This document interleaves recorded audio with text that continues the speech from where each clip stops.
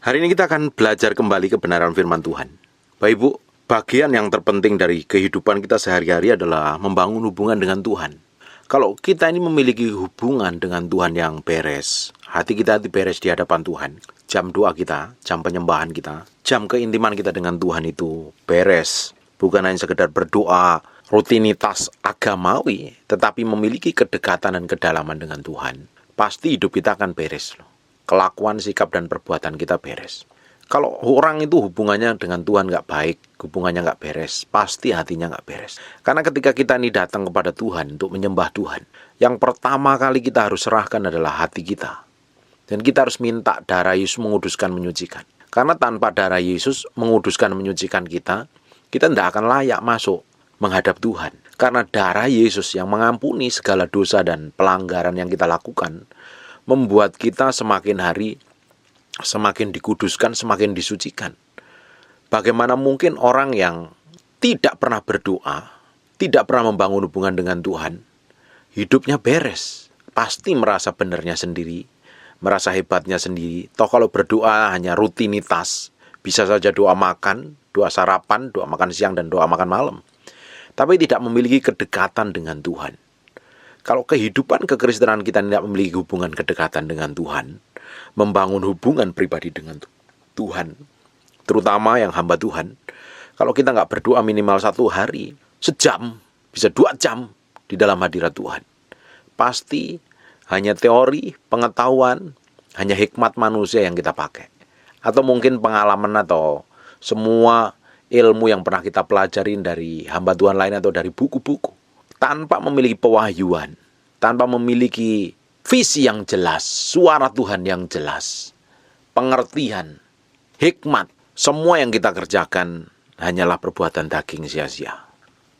Kalau seseorang tanpa memiliki hubungan pribadi dengan Tuhan, pasti perbuatan dagingnya yang mengendalikan.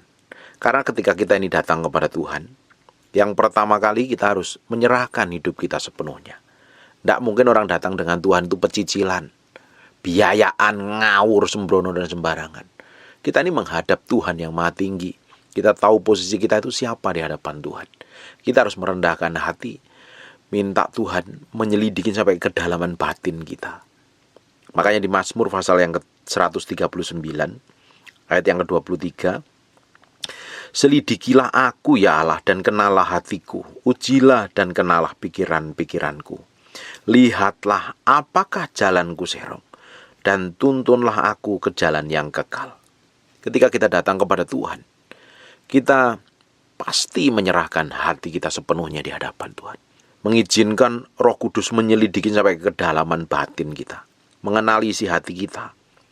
Sesungguhnya kita ini mencintai Tuhan, atau hanya sekedar kata-kata, ucapan, kata-kata kosong, tanpa memiliki perasaan. Seseorang yang mencintai pasangannya, dia akan banyak berkorban, dia belajar memberikan yang terbaik, dia memberikan waktunya, bahkan sikap perbuatannya pun pasti akan berusaha memberikan yang terbaik.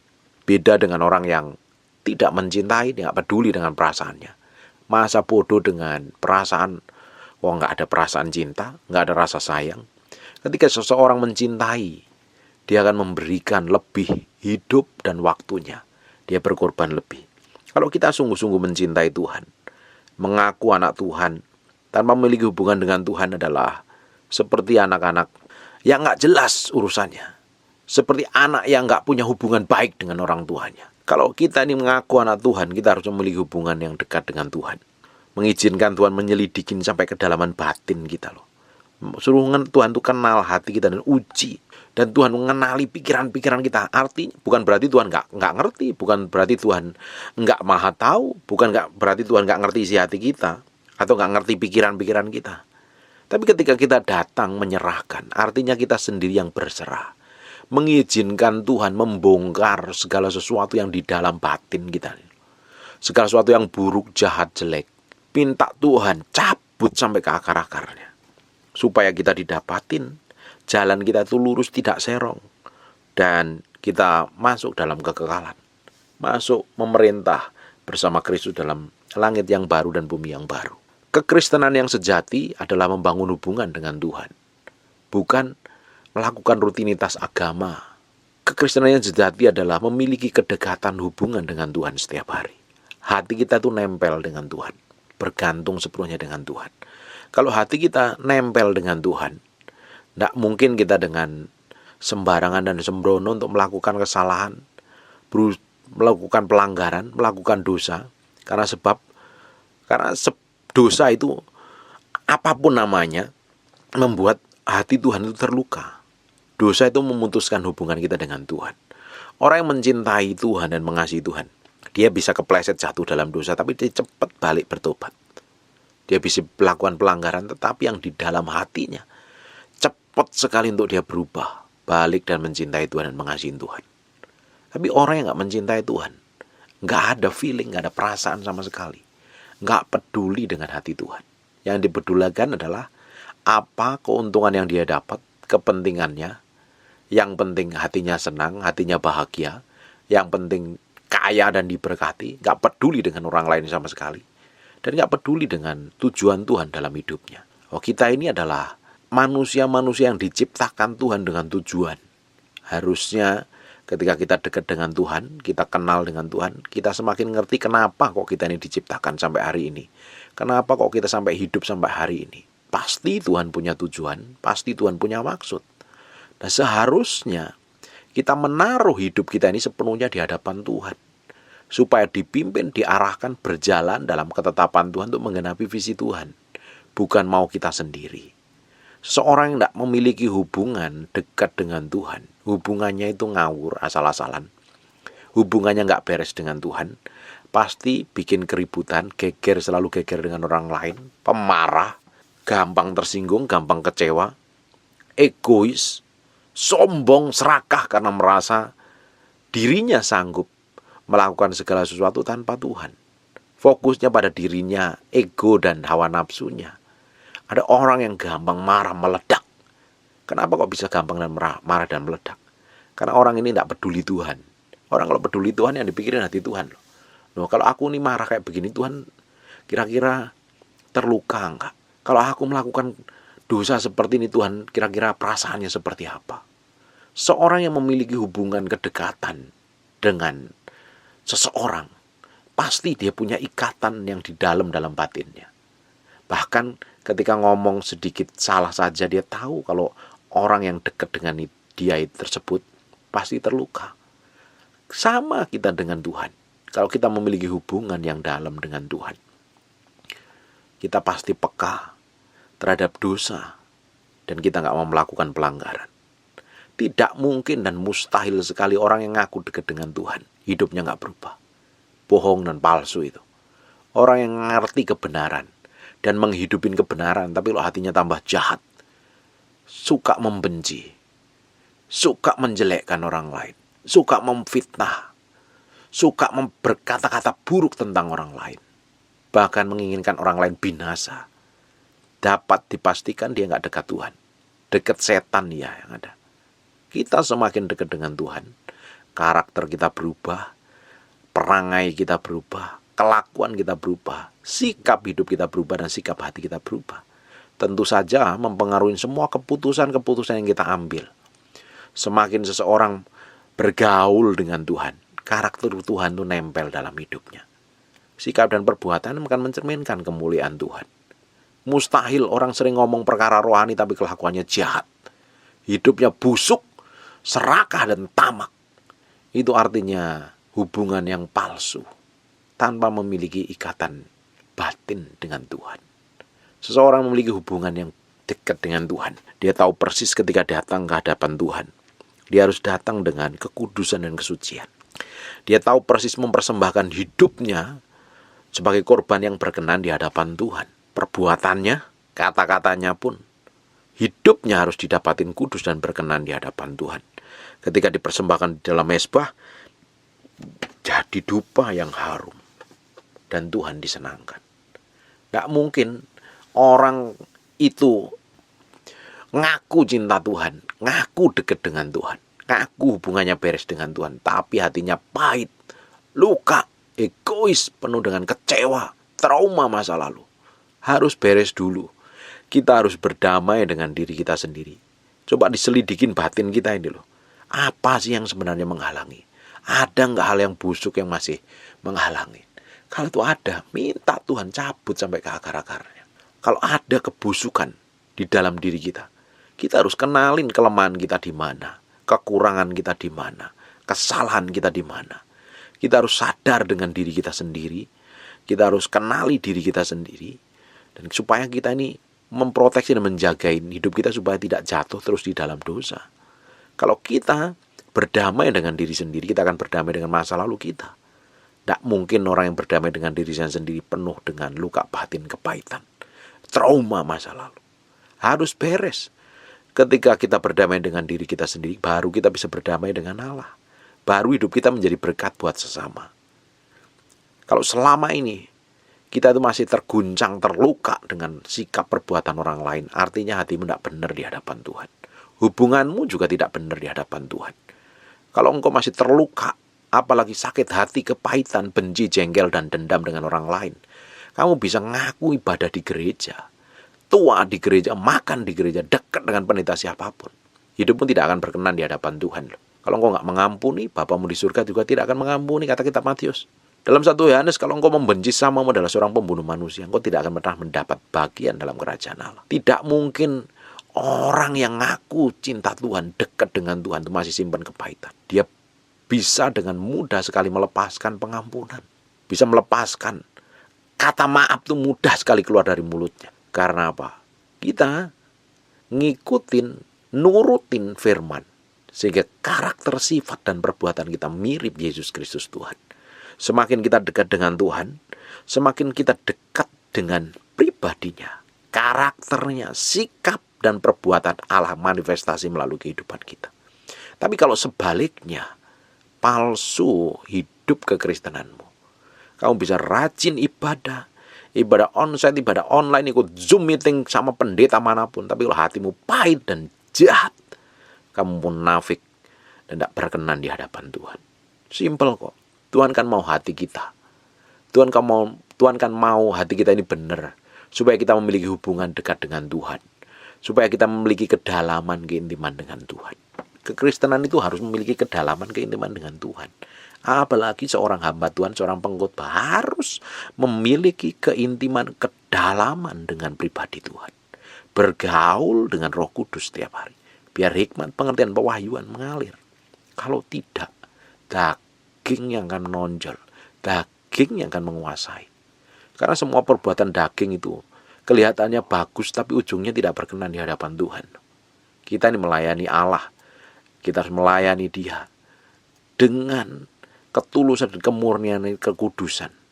Kita menyenangkan Tuhan, bukan pakai kekuatan kita. Karena kita tahu tanpa Roh Kudus kita nggak bisa hidup benar, nggak bisa hidup berkenan di hadapan Tuhan. Penyerahan hati kita dibutuhkan setiap hari. Kristen yang sejati adalah Kristen yang membangun hubungan keintiman dengan Tuhan. Pak, saya nggak tahu caranya berdoa. Saya pernah sebut bukunya Madam Jane Guyon. Cari buku di Tokopedia ada kalau nggak salah. Ajarin untuk berdoa. Bukunya Benin juga bagus sekali. Good Morning Holy Spirit. Ada buku-buku bagus yang ngajarin membangun keintiman dengan Tuhan. Cari buku itu. Cari orang yang hamba-hamba Tuhan yang sudah memiliki pengalaman yang dalam dengan Tuhan. Pasti hidupnya mengubahkan banyak orang. Kalau kita memiliki hubungan kedekatan dengan Tuhan, keintiman, kedalaman dengan Tuhan, saya yakin tambah hari, hidup kita akan semakin diubah menjadi serupa segambar dengan Tuhan. Kemana kita ditempatkan, kemana kita pergi, kemana kita ketemu orang siapapun orang namanya, pasti akan diberkati melalui apapun yang kita kerjakan dan lakukan. Dibutuhkan penyerahan sepenuhnya hati kita ini di hadapan Tuhan. Selidiki aku ya Allah dan kenalah hatiku. Ujilah aku dan kenalah pikiranku. Bukan berarti Tuhan gak kenal. Bukan Tuhan gak ngerti pikiran kita. Bukan gak ngerti jalan-jalan yang kita lalui. Tuhan tahu persis detail yang kita lakukan dan kerjakan. Tapi ketika kita datang kepada Tuhan, ngomong untuk menyelidiki, artinya kita memberi hati kita untuk dibentuk, diproses. Sampai kekenalin hati kita yang paling dalam ini loh, yang tersembunyi. Dan Tuhan harus menguji dan mengenali pikiran kita. Semua jalan yang jahat, jalan yang serong harus diluruskan. Supaya kita suatu hari hidup dalam kekekalan. Datang kepada Tuhan artinya berserah penuh. Menyerahkan hidup kita, roh, jiwa, dan tubuh kita sepenuhnya di hadapan Tuhan. Untuk dikontrol dan dikendalikan. Bukan berarti kita seperti robot. Tapi kita memberi hidup kita sepenuhnya untuk melakukan tepat seperti apa yang Tuhan mau. Tetap Tuhan kasih kehendak bebas. Tapi ketika kita datang menyerahkan hidup kita sepenuhnya, artinya kita takluk dan tunduk kepada firman. Bergantung, bersikap, mengambil keputusan, berbuat tepat seperti apa yang Tuhan mau. Ini tidak ada yang instan, ini perlu dibangun setiap hari. Setiap hari bangun hubunganmu dengan Tuhan. Lakukan hal yang berbeda di atas rata-rata. Kalau mulai hari ini engkau bangun hubunganmu dengan Tuhan, bukan hanya sekedar nyembah, bukan hanya sekedar bahasa roh, tapi kamu menyatukan dirimu dengan pribadi Allah di dalam dimensi kedalaman. Nanti lihat, 2 tahun, 3 tahun yang akan datang, Tuhan akan kerjakan hal yang dahsyat dalam hidupmu. Kita ini seringkali malah nggak pernah terjadi breakthrough dan terobosan, cenderung sama. Karena apa? Yang kita lakukan sama. Jam penyembahan kita, jam keintiman kita nggak jauh berbeda dengan orang rata-rata. Kita nggak mau bayar harga di hadapan Tuhan, kita lakukan hal yang sama. Kita nggak mau belajar, kita nggak mau sungguh-sungguh menggali dan bergaul dengan firman. Tidak heran hidup kita ya sama dari tahun ke tahun. Kalau kita mau berbeda, kita harus lakukan hal yang extraordinary di atas rata-rata. Harus lakukan hal yang berbeda. Miliki pengalaman kedalaman dengan Tuhan. Ketika saya ngajar tentang hubungan kedalaman dengan Tuhan, ternyata tidak semua orang bisa mau lakukan. Hanya orang yang mau mencintai dan mengasihi Tuhan. Hanya orang yang mau beri hidupnya sepenuhnya di hadapan Tuhan. Orang yang mau bayar harga, mau bergaul dengan Tuhan. Tapi kalau hidupmu masih dipenuhi daging, fokusmu ada diri sendiri, kepuasan batinmu sendiri, kepuasan hawa nafsumu sendiri, egomu dan amarahmu, kehendakmu yang jalan sendiri tanpa mikirin kehendak Tuhan. Susah untuk bangun keintiman dengan Tuhan. Kamu doa 5 menit, doa 10 menit, doa 30 menit rasanya udah lama sekali. Kamu doa setengah jam rasanya udah lelah dan jenuh. Mana mungkin kita ini ketemu Tuhan, Allah pencipta langit dan bumi, di dalam penyembahan, dalam doa dan keintiman membosankan? Tidak mungkin. Kalau kamu doa membosankan itu karena daging itu yang kerja. Itu perlu dilatih, itu perlu dimatikan tuh keinginan daging kita. Jadi tertentu kita itu sangat indah, senang banget maunya dekat dengan Tuhan terus kok. Bagaimana mungkin membosankan kita ketemu Allah pencipta langit dan bumi yang sumber kuasa, yang semua makhluk di muka bumi tunduk kepada Dia. Allah lain tunduk kepada Dia. Harusnya kita itu enjoy, relax dan menikmati. Kita belum menyerahkan diri kita sepenuhnya. Selama kita masih belum menyerahkan hak kita sepenuhnya di hadapan Tuhan, jam doamu akan bolong-bolong. Kamu ngomong cinta sama Tuhan tapi cintamu palsu. Kamu gak memberi waktu. Tapi kalau ketika kau berserah sepenuhnya kepada Tuhan, menyerahkan hidup dan tubuhmu di hadapan Tuhan, hidupmu pasti berubah. Banyak orang konseling tanya sama saya, Pak, apakah bisa dipulihkan? Tuhan sanggup memulihkan. Mudah sekali ketika seseorang itu mau memulihkan. Masalah apapun Tuhan sanggup memulihkan. Tapi yang jadi masalahnya, apakah hatimu sudah siap dipulihkan Tuhan? Tuhan lebih tertarik memulihkan hati kita daripada memulihkan persoalan dan masalah kita. Tuhan mau dapatin hati kita itu benar di hadapannya. Kalau hati kita ini benar di hadapan Tuhan, Tuhan sanggup instan memulihkan, bikin breakthrough dan terobosan. Tuhan sanggup bikin mujizat dengan caranya yang ajaib dan dahsyat. Tuhan sanggup melakukan itu. Bapak Ibu, penyerahan hidupmu akan menentukan masa depanmu seperti apa di hadapannya. Semakin menyerah dan bergantung sepenuhnya di hadapan Tuhan, semakin kita mati, daging pikul salib, semakin kita dibawa dekat dengan Tuhan dan ditarik untuk diubah menjadi serupa segambar dengan Tuhan. Harusnya para pengkhotbah, para hamba Tuhan harus memiliki hubungan yang lebih di atas rata-rata dengan Tuhan. Duduk diam di kaki Tuhan, gak ngapa-ngapain, sembah dan senangin Tuhan. Minimal 2 jam harusnya kalau jadi pengkhotbah, kalau jadi hamba Tuhan. Karena kekuatan kita itu Tuhan, kekuatan kita adalah kuasa Tuhan. Kita nggak bisa ngajar dengan pengetahuan. membosankan orang dengarnya. Kita ngajar dengan pengetahuan yang pernah kita pelajarin, orang jenuh nanti. Kita butuh urapan yang berbeda. Ketika orang mendengarkan dijamah dan diubah Tuhan. Kita nggak ngejar untuk terkenal, untuk menjadi kaya, untuk dihormati. Nggak perlu. Yang kita kejar adalah perkenanan Tuhan. Dan suatu hari kita didapatin, tetap berjalan dalam jalan kekekalan. Dan menjadi hamba yang berkenan di hadapannya. Penyerahan kita di hadapan Tuhan akan membuktikan bahwa kita ini sungguh mencintai Tuhan dan mengasihi Tuhan. Tapi kalau penyerahanmu palsu, jam doamu palsu, karakter dan kelakuanmu palsu, tidak mencerminkan kesejatian, tidak mencerminkan orang yang dekat dengan Tuhan, malah jadi batu sandungan. Bapak Ibu, miliki hidup yang bergaul dengan Roh Kudus setiap hari. Harus, ini nggak bisa tidak. Kita sebagai anak-anak Tuhan harus memiliki hubungan ini. Komunikasi dengan Tuhan, ngobrol dengan Tuhan. Kamu ngadepin masalah dan tekanan, datang kepada Tuhan ngomong. Kenali Tuhan yang kamu sembah. Alami Tuhan secara pribadi. Hidupmu pasti berubah.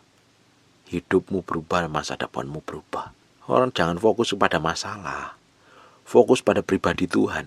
Engkau tidak bisa fokus pada pribadi Tuhan sampai engkau menyerah sepenuhnya di hadapan Tuhan.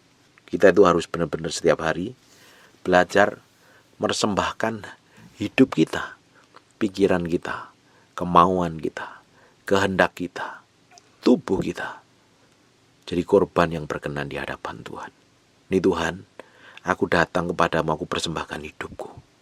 Dapatin kudus, suci, dan tak bercacat celah. Kalau kamu masih lihat kejahatan, kemunafikan, kepalsuan, cabut sampai ke akar-akarnya Tuhan. Supaya hatiku hanya menyenangkan Engkau. Supaya Engkau pusat perhatianku. Aku tidak ingin dipuji orang, aku tidak ingin dikenal orang, aku tidak ingin terkenal, hanya pusatnya pada diriku sendiri. Tapi aku mau ke Engkau. Engkaulah satu-satunya yang aku inginin di muka bumi ini. Baru bisa ngomong, sekalipun dagingku habis lenyap, tapi Engkaulah tetap menjadi bagianku. Orang kayak begitu tuh, orang bisa ngomong kayak begitu, orang yang mencintai dan mengasihi Tuhan. Kita hanya bisa nyanyi, tapi nggak semua orang bisa menghidupin. Jadi seseorang bisa menghidupin dan mencintai Tuhan, dia akan nggak pusing dengan kepentingan dagingnya loh. Yang dipentingin adalah Tuhan. Banyak orang pusatnya pada daging, tapi ngomongnya cinta Tuhan, mengasihi Tuhan. Palsu semuanya. Tuhan mau yang murni, yang lahir dari hubungan yang dalam dengan Tuhan. Penting di akhir zaman Tuhan cari orang yang hatinya murni dan mengasihi Tuhan. Bukan yang palsu juga banyak, tapi yang murni juga akan banyak. Kita harus didapati menjadi orang-orang yang terbilang, menjadi orang yang hatinya murni dan mencintai Tuhan. Sampai hari ini, kita bangun keintiman dengan Tuhan setiap hari, kita akan melihat kemuliaannya, hikmat, pengertian, pewahyuannya. Suatu hari kita akan melayani kekal dan abadi untuk selama-lamanya, menyenangkan Tuhan. Hari ini kita masih melihat samar-samar gambarannya. Suatu hari dengan mata kepala kita sendiri kita bisa menyembah dan melayani Tuhan. Allah pencipta langit dan bumi yang powerful dan dahsyat. Dimulai hari ini. Masuk kamarmu, matiin handphonemu, kunci pintumu dan sembah dan senangan Tuhan. Luangkan, bangun keintiman, meditasi firman Tuhan. Masuk sampai ke kedalaman hati Tuhan. Setiap hari hidupmu berubah, karaktermu berubah, sifatmu berubah, pelayananmu juga akan berubah. Semakin hari, semakin powerful dan dahsyat. Jangan jerat-jerit ketika masalah. Cari pendeta sana, cari pendeta sini. Pikir pendeta itu Tuhan bisa menyelesaikan masalahmu. Yang bisa menyelesaikan masalahmu adalah keputusan hatimu untuk mencari Tuhan dan mengasihi Tuhan. Tuhan baru bikin breakthrough dan terobosan. Amin. Fokusnya kepada pribadi Roh Kudus. Kenalin Dia, cintai dan kasihi. Cintai dan kasihi. Lebih dari apapun juga di muka bumi. Amin. Jadi saya berdoa Tuhan akan menarik hati kita semakin memiliki kerinduan yang dalam. Rasa haus dan lapar akan Tuhan. Dan kita seret dalam kedalaman hati Tuhan, mencintai Tuhan, mengasihi Tuhan lebih dari apapun juga. Amin. Besok kita lanjutkan lagi. Saya berdoa Roh Kudus tetap memimpin, mengurapi, bangun keintiman dengan Roh Kudus. Kenali Dia adalah seorang pribadi yang ajaib, yang akan menyingkapkan segala kebenaran dan memenuhi hidup kita dengan pewahyuan-pewahyuan yang ilahi, yang dahsyat. Amin. Sampai jumpa lagi dan God bless you.